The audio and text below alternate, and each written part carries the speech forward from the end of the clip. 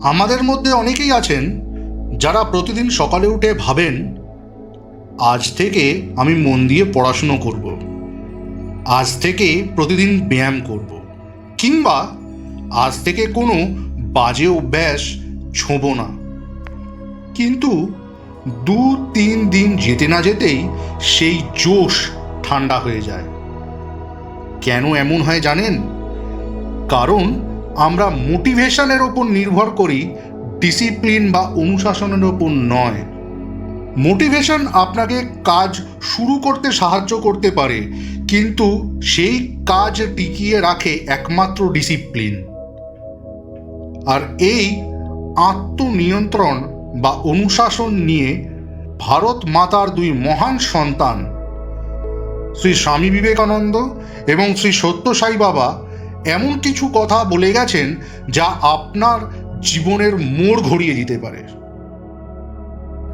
স্বামী বিবেকানন্দ সবসময় তরুণ প্রজন্মকে লোহার পেশি আর স্নায়ুর অধিকারী হতে বলতেন। তাঁর মতে ডিসিপ্লিন মানে কোনো জোরপূর্বক নিয়ম নয়, বরং নিজের মনের ওপর সম্পূর্ণ নিয়ন্ত্রণ। স্বামীজি বলতেন, একটি ধারণা বা আইডিয়া নাও, সে ধারণাটিকে তোমার জীবন বানিয়ে তোলো, সেটি নিয়েই ভাবো, সেটি স্বপ্ন দেখো, সেই ধারণার ওপর ভিত্তি করেই বেঁচে থাকো। কিন্তু এই একাগ্রতা আসবে কোথা থেকে? স্বামীজির এই উপায় হিসেবে দেখিয়েছেন ব্রহ্মচর্য এবং মনঃসংযোগ। তিনি বলতেন, যে ব্যক্তি নিজের চিন্তাভাবনা এবং ইন্দ্রিয়কে নিজের নিয়ন্ত্রণে আনতে পেরেছে, তার কাছে জগতের কোনো কাজই অসম্ভব নয়। প্রতিদিন একটু একটু করে নিজের মনকে বোঝানো, আলসেমিকে জয় করা এবং কষ্টের মুখোমুখি দাঁড়িয়েও নিজের লক্ষ্যে অবিচল থাকাই হলো বিবেকানন্দের দেখানো আসল অনুশাসন। অন্যদিকে শ্রী সত্য সাই বাবা অনুশাসন বা ডিসিপ্লিনকে দেখেছেন অত্যন্ত সহজ কিন্তু গভীর জীবনশৈলী হিসেবে। তিনি বলতেন, ডিসিপ্লিন ছাড়া মানুষের জীবন ঠিক যেন হালবিহীন একটি নৌকার মতন, যা যে কোনো মুহূর্তে ডুবে যেতে পারে। সাই বাবা ডিসিপ্লিন বা আত্মনিয়ন্ত্রণের 3টি বিশেষ বিষয়ের ওপর জোর দিতে বলেছেন। 1.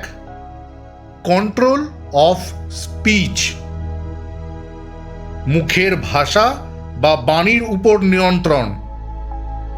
সাই বাবা বলতেন, কম কথা বলো এবং মিষ্টি কথা বলো।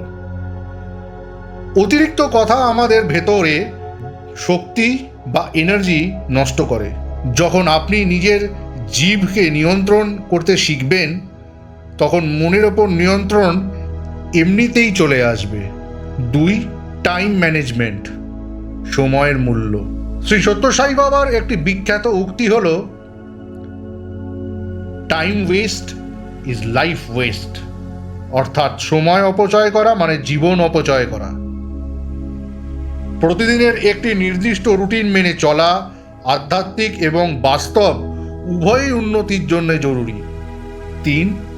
নিঃস্বার্থ সেবা কাজ করা, সেলফলেস সেবা।